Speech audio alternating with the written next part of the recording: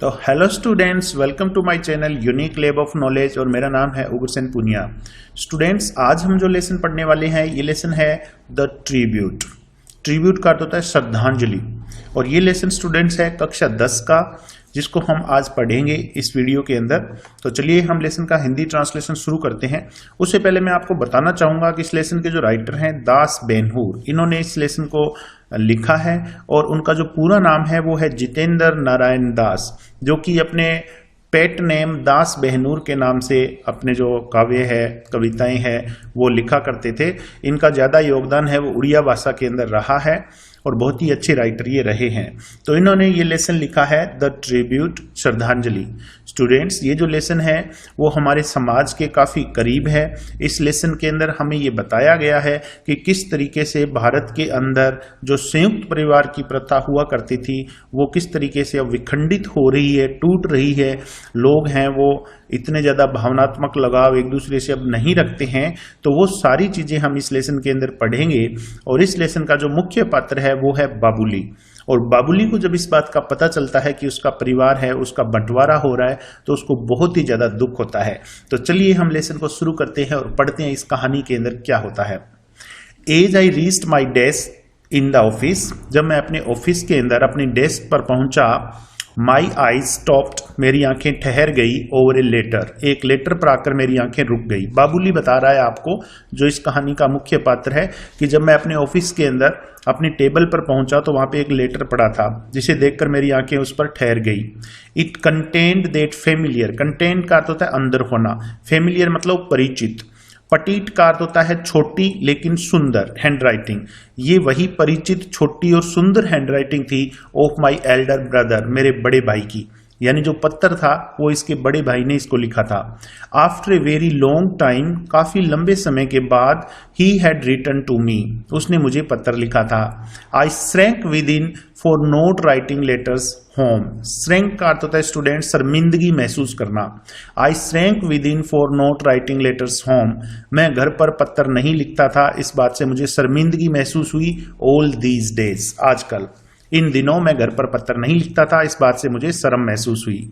In my student days, मेरे विद्यार्थी के दिनों में, जब मैं स्टूडेंट था तो उन दिनों में, it was almost a routine affair, affair कहते हैं स्टूडेंट्स कार्य को, तो ये एक रोजाना का दैनिक कार्य होता था पत्र लिखना।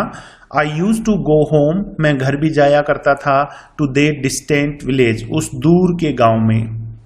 ओन ए रिकेटी बस, एक टूटी फूटी खटारा बस के अंदर, रिकेटी कहते हैं टूटी फूटी जर्जर हालत के अंदर खटारा बस थी, उसके अंदर मैं अपने दूर गांव में जो मेरा घर है वहां पे भी मैं जाया करता था जब मैं विद्यार्थी था। Caring nothing for the strain of the journey, strain कहते हैं स्टूडेंट्स तनाव को, तो मैं जर्नी का, यात्रा का तनाव भी नहीं लेता था और मैं घर भी जाया करता था रेगुलर इंटरवल के अंदर। उसके बाद में आगे आपको बताते हैं माई होम, मेरा घर, माई विलेज, मेरा गांव, they used to pull me away, वे मुझे दूर ले जाते थे, from the moribund city life. Moribund का अर्थ होता है मृत प्राय, जो बिल्कुल ही उबाऊ हो, जो बिल्कुल ही इंटरेस्टिंग ना हो, उसको बोलते हैं मारीबंड सिटी लाइफ। तो शहर का जो मृत प्राय जीवन था उससे मेरा गांव, मेरा घर मुझे दूर ले जाते थे। स्टूडेंट्स, आगे बाबुली आपको बताते हैं नाउ थिंग्स हैव चेंज्ड, कि अब चीजें हैं वो बदल गई है, and I too have changed, और मैं भी बदल गया हूं। A great deal at that, a great deal का अर्थ होता है बहुत ज्यादा, कि अब चीज़ें बहुत ज़्यादा बदल चुकी है क्योंकि टाइम बहुत ज़्यादा निकल गया है और मेरे अंदर भी बहुत ज़्यादा बदलाव आ गया है। A lot of, a lot of का अर्थ होता है बहुत सारे, कॉबवेज कहते हैं मकड़ी के जालों को, हैव सेटल्ड अराउंड मी, अब मेरे चारों तरफ बहुत सारे मक्कड़ जाल बन गए हैं, बहुत सारे मकड़ी के जाले बन गए हैं। यानी इस प्रकार की रुकावटें आ गई है कि ये नौकरी करने लग गया है तो बहुत सारी चीज़ें ऐसी हो गई है कि ये घर नहीं जा पाता है। रिश्तों के अंदर भी कुछ पहले जैसी बात नहीं रही है। आई एम स्वेप्ट बाई, मैं बहा ले गया हूं, that invisible tide of time and business. आपको स्टूडेंट्स बताया यहाँ पे स्वेप्ट बाई का अर्थ होता है बहा कर ले जाना, इनविजिबल का अर्थ होता है अदृश्य, टाइड कहते हैं लहर को, ऑफ टाइम एंड बिजनेस, मैं समय और बिजनेस यानी समय और व्यापार की लहर जो कि इनविजिबल है, दिखाई नहीं दे रही, उसके द्वारा मुझे बहा कर ले जाया गया है। यानी मैं इन समय नहीं मिलता एक तो मेरे को, और एक मैं बिजनेस के अंदर इतना ज़्यादा बिजी हो गया हूँ कि मैं घर नहीं जा पाता हूँ। स्टूडेंट्स, बाबुली आगे आपको बताते हैं, I was studying at Bhubaneswar, कि मैं भुवनेश्वर अध्ययन किया करता था, where I goat my job, जहाँ पर मेरी नौकरी लग गई, and now for these 2 years, और अब इन 2 सालों में I have thought of home not even once, मैंने घर के बारे में एक बार भी नहीं सोचा। भुवनेश्वर पढ़ाई की, यही नौकरी लग गई, 2 साल हो गए नौकरी लगे हुए, मैंने घर के बारे में एक बार भी नहीं सोचा।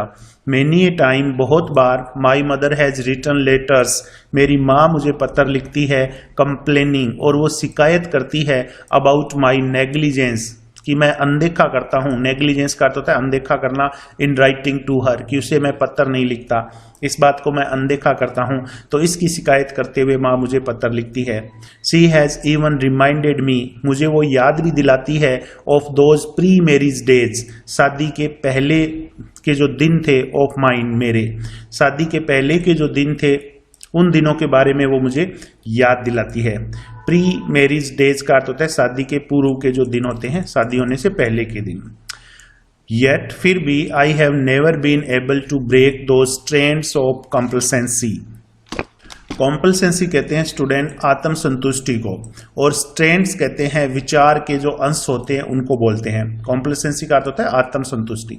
तो अब यहाँ पे ये कह रहा है, I have never been able to break, अब मैं तोड़ने में अयोग्य हूँ, दोज स्ट्रेंड्स ऑफ कॉम्पल्सेंसी, वो जो आत्म संतुष्टि के विचार अंश है उनको मैं तोड़ नहीं पाता हूँ। Which have coiled around me, coiled का मतलब कुंडली मार लेना, जिन विचार अंशों ने मेरे चारों तरफ कुंडली मार के रखी हुई है, अब मैं उनको तोड़ नहीं पाता हूँ। यानी इतना ज़्यादा स्वार्थी हो गया हूँ कि अब मुझे मेरे परिवार की इतनी ज़्यादा चिंता नहीं होती है।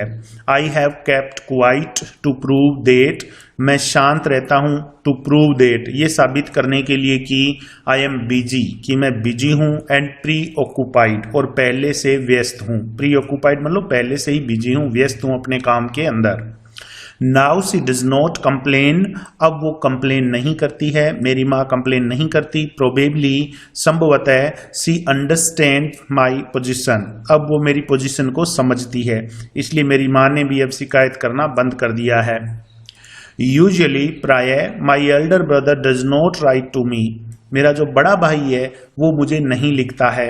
He does not need anything, उसे किसी भी चीज़ की आवश्यकता नहीं होती है, फ्रॉम मी, मेरे से, उसने मेरे से कोई भी चीज़ की ज़रूरत महसूस नहीं की, मुझसे वो कुछ भी नहीं लेना चाहता है। He has never sought a token, sought का अर्थ होता है स्टूडेंट्स चाहा। ही हैज़ नेवर सॉट, उसने कभी नहीं चाहा, ए टोकन, 1 रुपया भी, फ्रॉम मी, मुझसे, कभी भी उसने मुझसे 1 रुपया भी नहीं मांगा। In lieu of his concern, in lieu of का अर्थ होता है स्टूडेंट्स के बदले में, ऑफ हिज कंसर्न, कंसर्न यानी चिंता, फॉर मी, मेरे लिए वो चिंता करता था, एज एन एल्डर ब्रदर, एक बड़े भाई के रूप में, तो इसके बदले में उसने कभी मुझसे 1 रुपया भी नहीं मांगा था कि मैं तुम्हारी इतनी चिंता करता हूँ, इसके बदले में मुझे कुछ दो। इन दोज डेज, उन दिनों, वेन आई वॉज स्टूडेंट, जब मैं स्टूडेंट था, the only thing that he enquired about, केवल एक बात जिसके बारे में वो पूछा करते थे, वॉज माई वेल बींग, वो थी मेरी अच्छाई के बारे में, वेल बींग के बारे में, कि मेरी स्थिति कैसी है, मैं अच्छा हूँ या नहीं हूँ, इस बारे में वो मुझसे पूछा करते थे।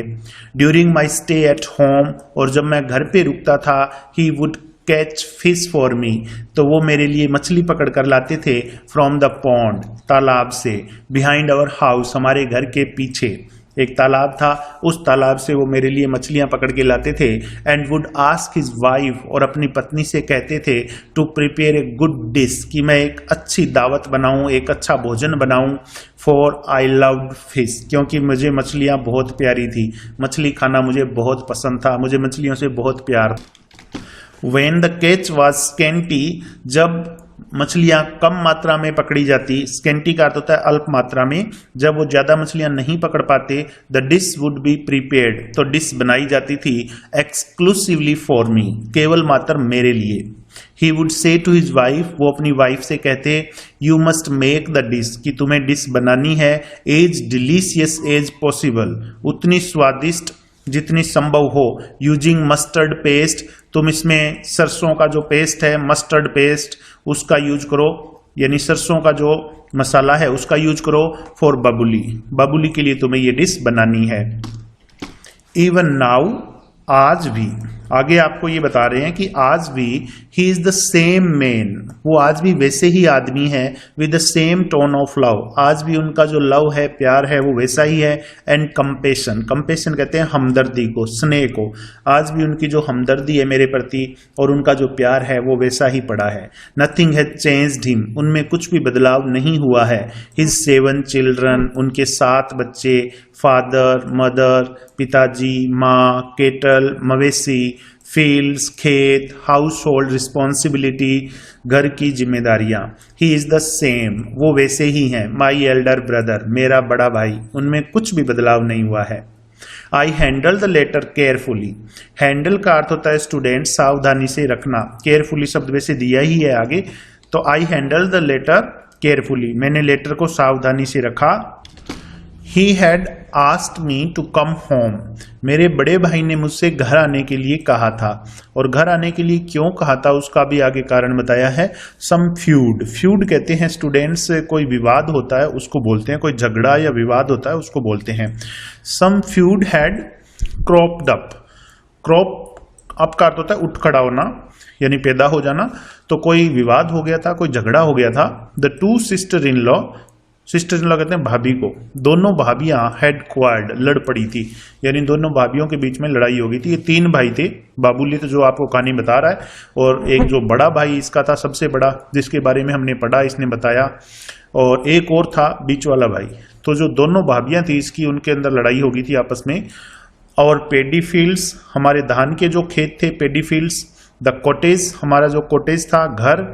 एंड ऑल द मूवेबल्स एंड इमूवेबल्स, और सारी, मूवेबल यानी चल, और इमूवेबल यानी अचल, जितनी भी चल और अचल संपत्ति थी इनके पास, वर टू बी डिवाइडेड, अब उसका बंटवारा होने वाला था, इनटू 3 पार्ट्स, 3 भागों में, अमोंगेस्ट अस, हमारे बीच में 3 भागों में संपत्ति का बंटवारा होने वाला था। माई प्रेजेंस वॉज इंडिस्पेंसिबल, इंडिस्पेंसिबल कहते हैं अति आवश्यक, अति अनिवार्य, बहुत ज्यादा जरूरी, और मेरी प्रेजेंस घर पर बहुत ज्यादा जरूरी थी, इसलिए मेरे बड़े भाई ने मुझसे घर आने के लिए कहा था। It was my second brother, ये मेरा दूसरा वाला भाई था, who was so particular and adamant, particular मतलब विशेष, अडामंट कहते हैं हट्टी, जिद्दी, यानी उसने जिद पकड़ लिया था, अबाउट द डिवीजन, बंटवारे को लेकर, यानी वो बंटवारा चाहता था। He wanted it at any cost, और वो किसी भी कीमत पर बंटवारा चाहता था, बीच वाला जो भाई था वो। I finished reading the letter, मैंने पत्र को पढ़ना पूरा किया, उसको बंद किया। A cold sweat drenched me, cold sweat एक ठंडा पसीना, ड्रेंस्ड मी मुझे भिगो दिया, ड्रेंच का अर्थ होता है भिगो देना, गीला कर देना।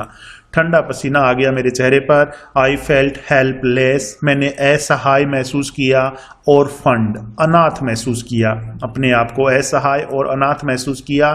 ए सॉर्ट ऑफ डिस्पेयर, निराशा की एक प्रकार की भावना। हॉन्टेड मी, हॉन्ट का अर्थ होता है डराना, भयभीत करना। फॉर ए लॉन्ग टाइम, लंबे समय तक निराशा की एक भावना मेरे ऊपर छा गई, मुझे डराती रही। क्वाइट रिलेंटलेसली, क्वाइट का अर्थ होता है पूर्णतः, रिलेंटलेसली कहते हैं दयाहीन, जिसमें कोई दया ना हो, तो पूर्णतः दयाहीन होकर I try to drive them away, मैंने उस भावना को दूर करने की कोशिश की अपने आप से। योनिंग, और मैं जमाई लेने लगा, उबासी लेने लगा। हेल्पलेसली, असहाय होकर। इन ए चेयर, कुर्सी पर पड़ा पड़ा, कुर्सी पर बैठा बैठा मैं उबासी लेने लगा, जमाई लेने लगा। इन द इवनिंग, शाम को। When I told my wife, जब मैंने अपनी पत्नी को बताया, about the partition, इस विभाजन के बारे में, that was to take place, जो होने वाला था, तो इस विभाजन के बारे में जब मैंने अपनी वाइफ को, अपनी पत्नी को बताया, I found her totally unperturbed। अब अनप्रटब्ड का अर्थ होता है बिना व्यग्र हुए, बिना व्याकुल हुए, बिना बेचैन हुए। तो मेरी जो वाइफ थी अनप्रटब्ड, वो बिना कोई व्याकुल हुए, बिना कोई व्यग्र हुए, मतलब मैंने उसको देखा, कोई उसके चेहरे पर कोई भाव नहीं आया। सी जस्ट आस्क्ड मी, उसने केवल मुझसे पूछा, कहा, व्हेन, कि कब हो रहा है। As if she was all prepared, जैसे कि वो पहले से ही तैयार थी। And waiting for this event to take place, और इस घटना के होने का इंतजार कर रही थी। इन ए वीक्स टाइम, 1 हफ्ते के अंदर अंदर। आई सेड, मैंने कहा 1 हफ्ते के अंदर अंदर बंटवारा होने वाला है। इन बेड दैट नाइट, और रात को बिस्तर में जब हम सोए, माई वाइफ आस्क्ड मी, मेरी पत्नी ने मुझसे पूछा, ऑल सॉर्ट्स ऑफ क्वेश्चन, सभी प्रकार के प्रश्न मेरी पत्नी ने मुझसे पूछे, what would be our share, हमारा हिस्सा कितना होगा, and how much would it fetch us on selling it, fetch का अर्थ होता है लाना, how much would it fetch us, और हमें कितना मिलेगा ऑन सेलिंग इट, इस हिस्से को बेचकर हमें कितना पैसा मिलेगा। I said nothing for a while, मैंने एक पल के लिए तो कुछ नहीं कहा, but in order to satisfy her, और लेकिन उसे सेटिस्फाई करने के लिए, एट लास्ट आखिरकार, गेस्ड दैट, मैंने अनुमान लगाया कि it should be around 20,000 rupees, कि लगभग 20,000 रुपये है वो हमें मिलेंगे। मैंने अपनी वाइफ को बता दिया लगभग 20,000 रुपये हमारा हिस्सा है वो हमें मिलेगा। She came closer to me and said, वो मेरे नजदीक आई और कहा, we don't need any land in the village, हमें गांव में किसी भी जमीन की जरूरत नहीं है। What shall we do with it, हम इसका क्या करेंगे। लेट्स सेल इट, इसे बेच देंगे, एंड टेक द मनी, और पैसा ले लेंगे। रिमेंबर, याद रखो, वेन यू सेल इट, जब तुम इसे बेचोगे, hand over to me the entire 20,000, तो पूरे के पूरे 20,000 जो है 20,000 है वो मुझे दे देना। I will make proper use of it, मैं इसका सही उपयोग करूंगी। वी नीड ए फ्रिज, हमें एक फ्रिज की जरूरत है। यू नो, तुम जानते हो, समर इज अप्रोचिंग, गर्मियां आ रही है, इसलिए हमें फ्रिज की जरूरत है। You need not go to office, और तुम्हें अब ऑफिस जाने की जरूरत नहीं है। राइडिंग ए बाइसिकल, बाइसाइकिल पर सवार होकर तुम्हें ऑफिस जाने की अब जरूरत नहीं है। You must have a scooter, तुम्हारे पास एक स्कूटर होना चाहिए, यानी हम एक स्कूटर ले लेंगे। एंड द रेस्ट, और बाकी के बचे हुए पैसे, we will put in a bank, हम बैंक के अंदर डाल देंगे। एक तो फ्रिज ले लेंगे और एक तुम्हारे लिए स्कूटर ले लेंगे, फिर भी पैसे बच जाएंगे, उनको बैंक में डाल देंगे। There is no use keeping land in the village, गांव में जमीन रखने का कोई फायदा नहीं है। We can't look after it, look after का अर्थ होता है देखभाल करना, हम इस जमीन की देखभाल नहीं कर पाएंगे। And why should others draw benefits, और दूसरे लोगों को लाभ क्यों हो, आउट ऑफ आवर लैंड, हमारी जमीन से दूसरों लोगों को फायदा क्यों हो। तो स्टूडेंट्स, इस वीडियो में हम इतना ही पढ़ेंगे, आगे का लेसन अगली वीडियो के अंदर पढ़ेंगे, नहीं तो वीडियो बहुत ज़्यादा लंबी हो जाएगी। तो यहाँ तक हमने पढ़ा कि इस तरीके से बाबुली की पत्नी है वो भी बंटवारे से खुश थी, और वो भी किस तरीके से पैसों का उपयोग करने वाली थी बंटवारा होने के बाद, वो सब अपने हस्बैंड को बता रही थी। आगे के लेसन में हम पढ़ेंगे किस तरीके से बंटवारा होगा और क्या होगा इस लेसन के अंदर। तो तब तक के लिए बाय बाय।